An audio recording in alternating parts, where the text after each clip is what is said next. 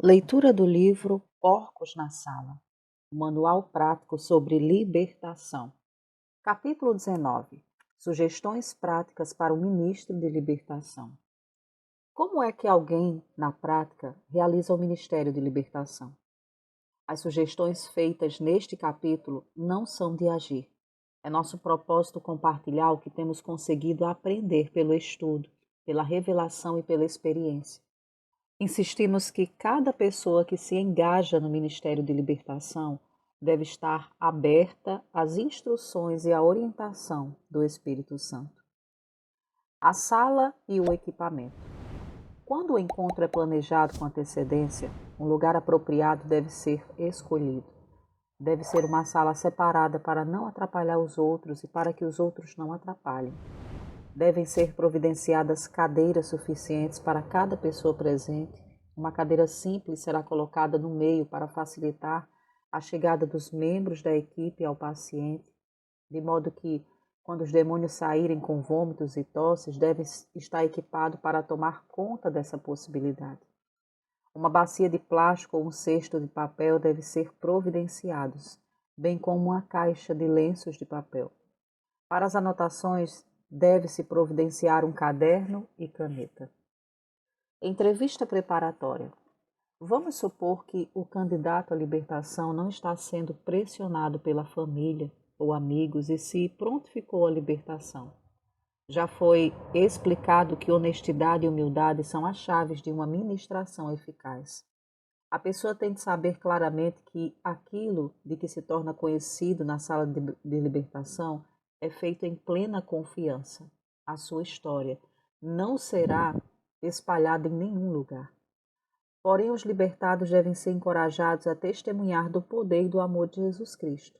Assim, Jesus ordenou ao gadareno demoníaco. Lemos em Marcos 5, do 19 ao 20, que diz: Vai para a tua casa e para os teus. Anuncia-lhe tudo o que o Senhor te fez, como teve compaixão de ti. Então ele foi e começou a proclamar em Decápolis tudo o que Jesus lhe fizera, e todos se admiravam. O motivo da entrevista é determinar a presença de espíritos e descobrir a natureza deles. Isso é conseguido ao determinar quais são ou têm sido os problemas na vida do candidato. Os demônios entram pelas portas abertas em nossa vida. O objetivo é determinar quando e como as portas foram abertas. Um membro da equipe servirá de secretário. Em primeiro lugar, escreva o nome e endereço do candidato e a data de ministração. As anotações feitas têm um tríplice objetivo. Primeiro, ajudar a equipe a agir de maneira metódica para uma libertação completa. 2. Talvez a pessoa libertada queira uma cópia das notas para saber quais foram os demônios expulsos e saber exatamente aquilo que deve evitar para conservar sua libertação. E 3. É um registro para ser usado pela equipe no caso de mais trabalhos com a pessoa. Quando uma equipe trabalha com muitas pessoas, é difícil lembrar tudo o que aconteceu em cada caso. Deixe a pessoa começar contando experiências e atitudes na vida passada que possam ter aberto uma brecha para a entrada de demônios. Satanás não obedece às regras éticas e tira proveito de tudo, inclusive circunstâncias da infância. Aliás, ele opera dessa maneira para providenciar as circunstâncias pelas quais ele possa operar. Deixando a pessoa contar suas experiências, ela vai revelar coisas como rejeição, insegurança, solidão, inferioridade, ressentimento, rebelião, medo, ódio, pena de si, fantasia, ciúme e mentira.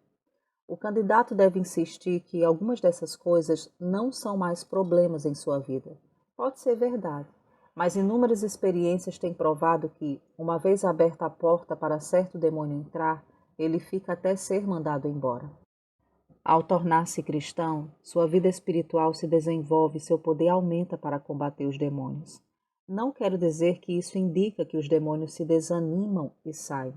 Jesus nunca ensinou outra maneira de ficar livre de demônios a não ser expulsando-os em seu nome. Temos ouvido demônios reclamarem que não tem mais uma casa confortável na pessoa em que moram e que o poder sobre aquela pessoa diminuiu. Mesmo assim, o demônio prefere ficar, em vez de correr o risco de não poder entrar em outra pessoa. Ele fica aí na esperança de poder pegar a pessoa no momento de fraqueza, para mais uma vez poder reinar nessa vida.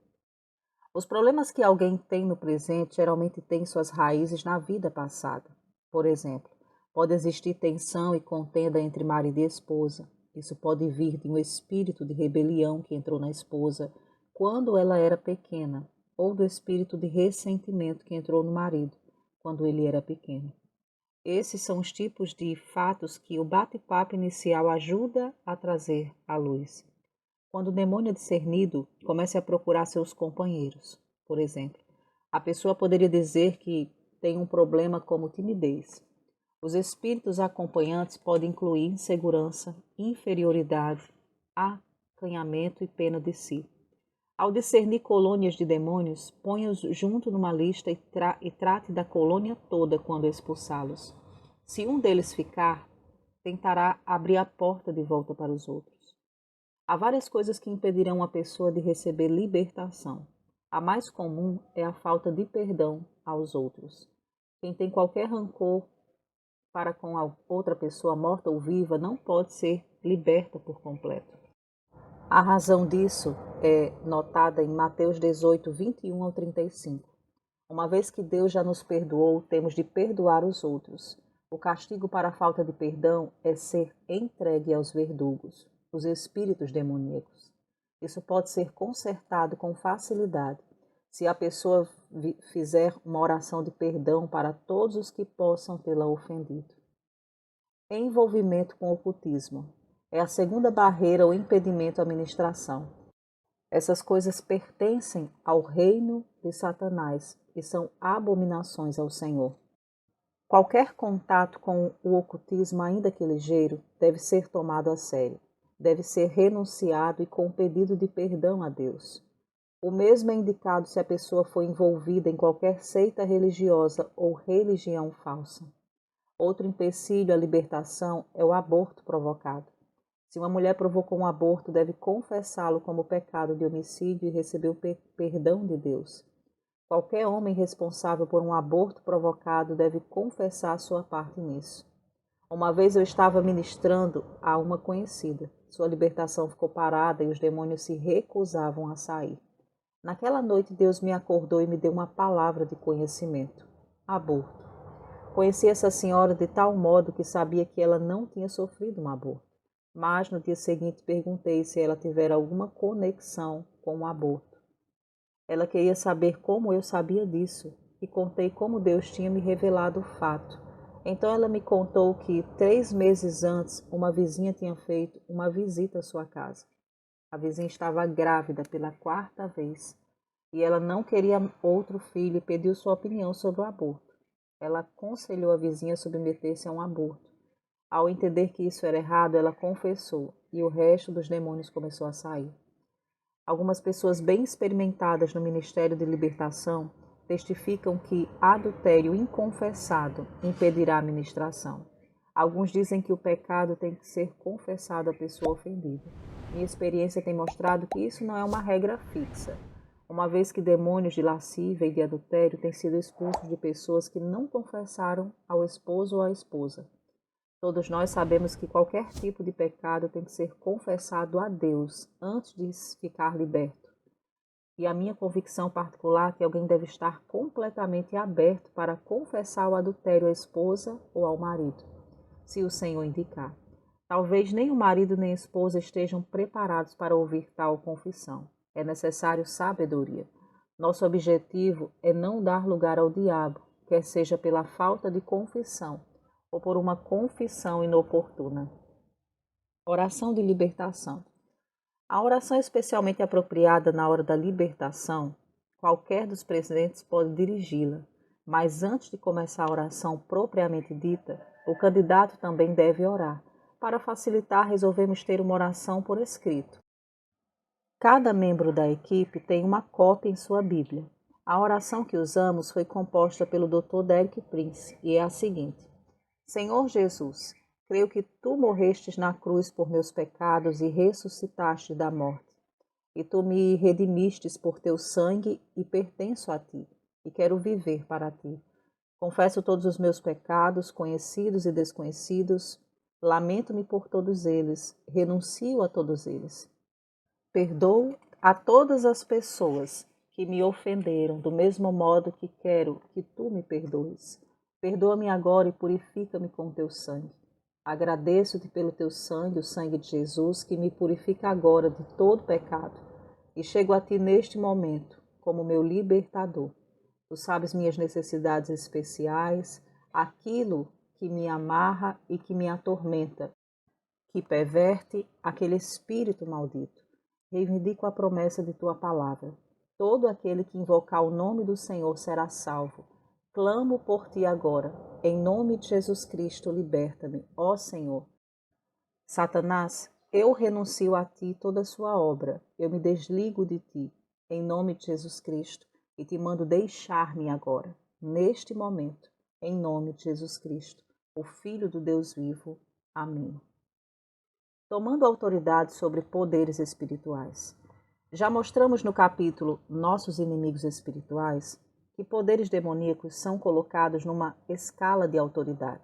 Satanás tem seus representantes designados sobre nações, cidades, igrejas, lares e sobre indivíduos. A Bíblia nos ensina a usar a estrutura de poder na luta espiritual. Então, tome autoridade sobre todos os poderes mais altos que têm autoridade sobre os demônios habitando naquele que está liberto. Amarrando esses poderes mais altos, eles não poderão impedir a ministração. Amarre o valente e o espírito-chefe, que está sobre os demônios menores que habitam na pessoa. Em Mateus 12, 29 diz: como pode alguém entrar na casa do valente e roubar-lhe os bens, sem primeiro amarrá-lo? E então lhe saqueará a casa. Mande todos os demônios que habitam na pessoa desligarem-se uns dos outros. Ordene que não se ajuntem nem encorajem aos outros de alguma forma. Ordene aos espíritos que saiam. Enquanto um dos ministros começa a mandar os espíritos saírem em nome de Jesus, as outras pessoas na sala estarão orando, louvando, cantando ou lendo a Bíblia. Isso deve ser feito em voz baixa. Na primeira fase do meu ministério, gastei minha voz dentro de pouco tempo. Não é a altura da voz em que você fala que faz os demônios temerem e obedecerem, mas a autoridade com que você fala em nome de Jesus. Geralmente falo aos demônios dessa maneira: demônios, sei que vocês estão aí. Sei de sua presença e conheço suas obras malditas. Digo que vocês não têm direito nenhum de ficar nessa pessoa. Ela pertence ao Senhor Jesus Cristo. Jesus comprou-a com seu sangue. Esse corpo é o templo do Espírito Santo. Tudo que danifica é expulso. Vocês são transgressores e têm de sair. Mando eles embora neste momento em nome de Jesus Cristo. Quem está sendo liberto deve cooperar da seguinte maneira: deixar de louvar, de orar, de falar em línguas estranhas. Essas são maneiras de receber o Espírito Santo. A boca e a respiração devem ser deixadas livres para a saída dos espíritos maus. A pessoa deve ser encorajada a entrar na luta. Ela mesma pode confrontar os espíritos, ordenando-lhes a sair. Em seguida, a pessoa que está sendo liberta deve começar a respirar fundo com a boca aberta várias vezes, já que os espíritos saem pela respiração, boca ou nariz. Isso ajudará a expeli-los. Ou a pessoa poderá tossir. Geralmente isso é suficiente para iniciar a saída dos demônios. É possível que na manifestação voluntária a pessoa possa forçar uma tosse e os demônios resolvam sair nos bocejos. Continue dando ordens aos demônios até os resultados virem. A confiança aumenta com a experiência. Parece que os demônios percebem a falta de confiança da pessoa que está ministrando. À medida que a autoridade da fé aumenta, os demônios responderão mais rapidamente. Se por acaso nenhum espírito saiu após 4 ou 5 minutos, é possível que haja um impedimento. Um jovem veio para ser liberto, mandando os demônios saírem. Imediatamente eles manifestaram sua presença sacudindo o corpo do rapaz. A luta continuou por 1 hora. Havia evidências de que estavam presentes e perturbados, mas nenhum saiu. Paramos e procuramos a orientação do Espírito Santo. Enquanto estávamos orando, o rapaz todo nervoso Começou a procurar alguma coisa nos bolsos. Perguntei a ele o que estava procurando. Ele respondeu que era a medalha de São Cristóvão que usava para boa sorte e proteção. Finalmente ele a achou e pendurou-a no pescoço. Explicamos que isso era um ídolo e que tomava o lugar mais alto que Deus tinha na vida dele. Ele havia se convertido há poucos dias e estava aberto ao ensino. Ele tirou a medalha, renunciou a ela, pedindo perdão a Deus por ter dependido daquilo para ajuda. E num instante os demônios começaram a sair. Eles não tinham mais o direito de ficar. As escrituras, cânticos e referência ao sangue de Jesus são cheios de poder. Não é para repetir muitas vezes a palavra sangue, nem clamo pelo sangue, mas dê testemunho do que o sangue faz para aquele que crê. O sangue redime, limpa, justifica, purifica o crente.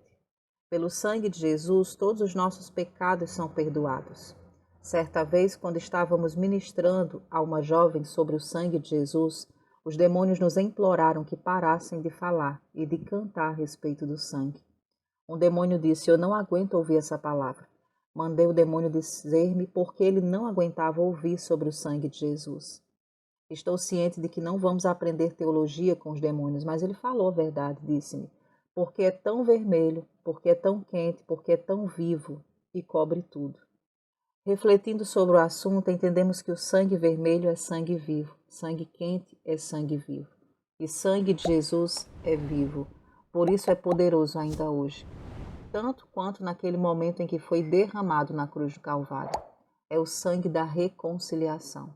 Os demônios são vencidos pelo sangue vivo da expiação. Amém. Glória a Deus. E chegamos ao final de mais um capítulo. Se você tem sido abençoado por esse livro, deixa o seu like, compartilha. E nos encontramos no capítulo 20, que fala sobre o agrupamento dos demônios.